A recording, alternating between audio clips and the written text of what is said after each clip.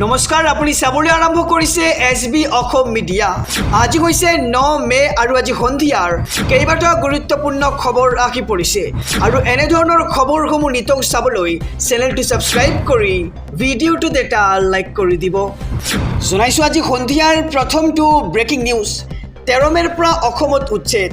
বংগত উপস্থিত হৈ ৰাজ্যৰ মুখ্যমন্ত্ৰী ডক্টৰ হিমন্ত বিশ্ব শৰ্মাৰ বৃহৎ ঘোষণা। জনাইছোঁ সবিশেষ খবৰ। পশ্চিমবংগত উপস্থিত হৈয়েই সকিয়নি হিমন্ত বিশ্ব শৰ্মাৰ বংগৰ প্ৰায় উচ্ছেদক লৈ কৰিলে বৃহৎ মন্তব্য।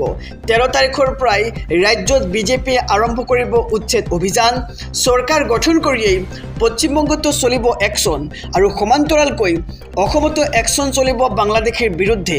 বংগৰ সীমান্ত চিল কৰা হ'ব বুলি ঘোষণা হিমন্ত বিশ্ব শৰ্মাৰ আৰু সীমান্তৰ প্ৰৱেশ বন্ধ কৰি অসমত থকা বাংলাদেশী খেদি পঠিওৱাৰ হুংকাৰ আৰু 12 তাৰিখে চৰকাৰ গঠন কৰিয়েই একশ্যন আৰম্ভ কৰিব।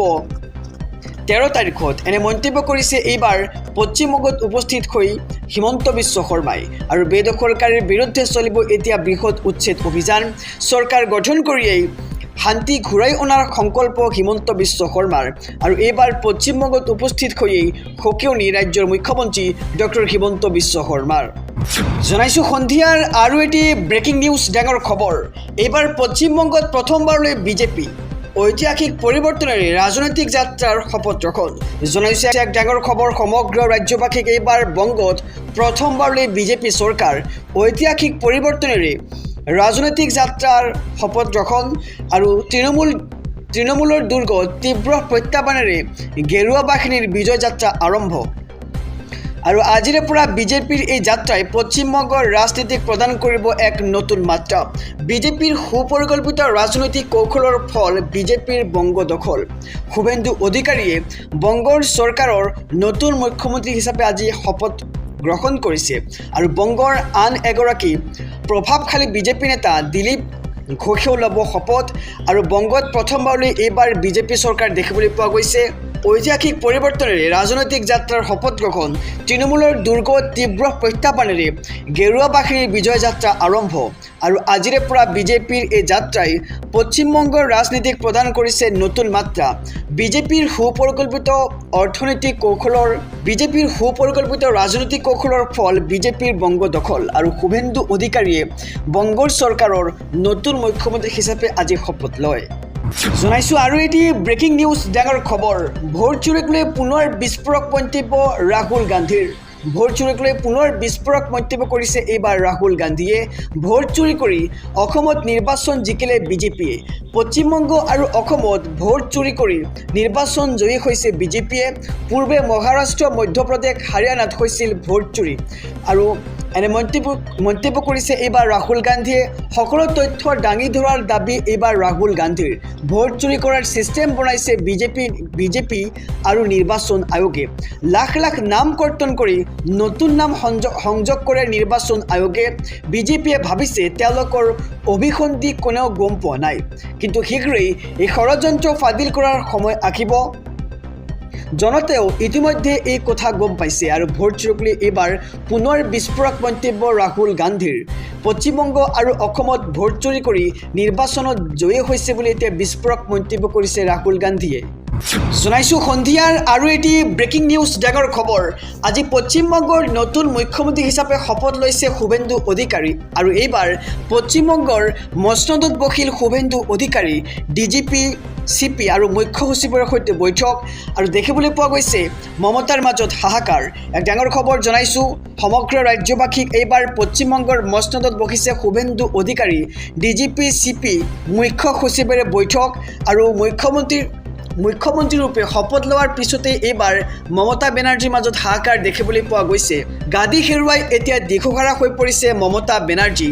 পশ্চিমবংগৰ ভেটি কঁপাই প্ৰথমবাৰৰ বাবে বিজেপিয়ে গঠন কৰিলে চৰকাৰ। শুভেন্দু অধিকাৰীৰ লগতে শপত ল'লে দিলীপ ঘোষ, অগ্নিমিত্ৰা পাল, অশোক কৃতিনিয়া, ক্ষুদিৰাম টুডু, নিশীথ পাৰমাণিকসহ বহুকেইগৰাকী বিধায়কে।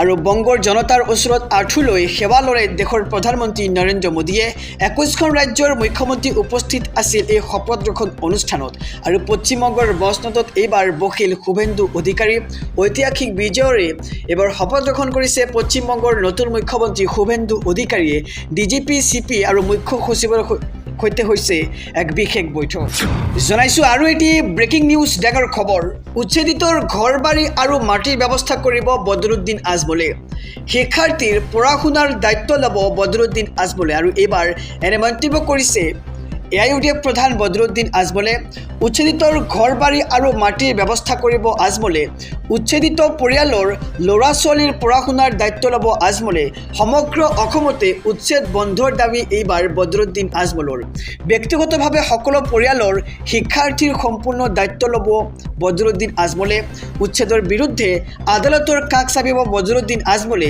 অসমত এইবাৰ উচ্ছেদ কৰে জীয়াই থকা মুস্কিল হৈ যাব বুলি মন্তব্য কৰিছে বদৰুদ্দিন আজমলে আৰু ফু মাৰি সকলোকে শেষ কৰাৰ হুংকাৰ বদৰুদ্দিন আজমলৰ চৰকাৰ গঠনৰ পূৰ্বেই এইবাৰ উচ্ছেদৰ চৰম বিৰোধিতা বদৰুদ্দিন আজমলৰ আৰু উচ্ছেদিতৰ ঘৰ মাটিৰ ব্যৱস্থা কৰিব বদৰুদ্দিন আজমলে উচ্ছেদিত পৰিয়ালৰ ল'ৰা ছোৱালীৰ পঢ়া শুনাৰ দায়িত্ব ল'ব আজমলে সমগ্ৰ অসমতে উচ্ছেদ বন্ধৰ দাবী বদৰুদ্দিন আজমলৰ জনাইছো আৰু এটি ব্ৰেকিং নিউজ ডাঙৰ খবৰ এইবাৰ পশ্চিমবংগলৈ 2700 কোটি টকা মুকলি চৰকাৰ গঠনৰ পাছতে এইবাৰ কেন্দ্ৰৰ ঘোষণা জনাইছো সবিশেষ খবৰ চৰকাৰ গঠনৰ পাছতে পশ্চিমবংগলৈ আহিল ভাল খবৰ বংগলৈ 2700 কোটি টকা পুঁজি মুকলি কৰিছে কেন্দ্ৰই বিজেপি চৰকাৰ শপত গ্ৰহণৰ পিছতে কেন্দ্ৰৰ এই পদক্ষেপ জল জীৱন মিছনৰ বাকি থকা 2700 কোটি টকা মুকলি কৰা হৈছে আৰু আয়ুষ্মান ভাৰত আঁচনি ৰূপায়ণৰ প্ৰস্তুতি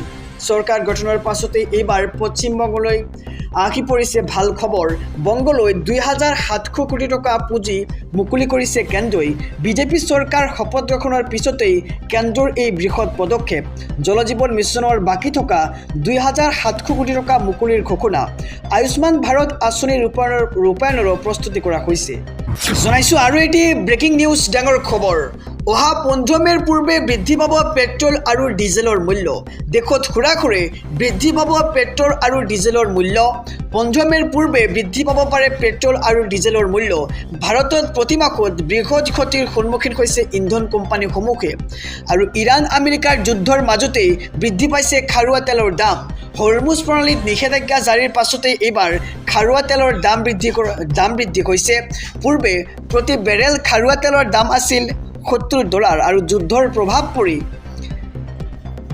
এককভাৱে প্ৰতি বেৰেলৰ দাম বৃদ্ধি পাইছে $126 লৈ আৰু বিশ্বৰ বিভিন্ন ৰাষ্ট্ৰত দাম বৃদ্ধিৰ পাছতো ভাৰতত হোৱা নাছিল মূল্য বৃদ্ধি প্ৰতিদিনে প্ৰায় 1000 কোটিৰ ক্ষতিৰ সন্মুখীন পেট্ৰল আৰু ডিজেল কোম্পানীসমূহৰ আৰু এই কাৰণতে এসপ্তাহৰ ভিতৰতে বৃদ্ধি পাব পাৰে পেট্ৰল আৰু ডিজেলৰ মূল্য সূত্ৰ অনুসৰি 15 মেৰ পূৰ্বে সলনি হ'ব পাৰে পেট্ৰল আৰু ডিজেলৰ মূল্য আৰু ইন্ধন কোম্পানীসমূহে প্ৰতি মাহে 30,000 কোটিৰ ক্ষতিৰ সন্মুখীনৰ তথ্য প্ৰকাশ কৰিছে আৰু দেশত খৰাখৰে বৃদ্ধি পাব এইবাৰ পেট্ৰল আৰু ডিজেলৰ মূল্য জনাইছো আৰু এটি ব্ৰেকিং নিউজ ডাঙৰ খবৰ ঐতিহাসিক ক্ষণৰ বাবে আৰু মাত্ৰ কেইটামান মুহূৰ্ত খানাপাৰাত চলিছে বিশাল প্ৰস্তুতি আৰু 12 মে তাৰিখে ৰাজ্যত শপত গ্ৰহণ অনুষ্ঠান আৰু চৰকাৰ গঠনৰ প্ৰাকক্ষণত এইবাৰ মিত্ৰ দলৰ সৈতে আলোচনা বিজেপিৰ মিত্ৰ দল বিপিএফৰ সৈতে আলোচনা হৈছে বিজেপিৰ নিৰ্বাচনী প্ৰতিশ্ৰুতি আগত ৰাখি কাম কৰি যাব এনডিএ চৰকাৰে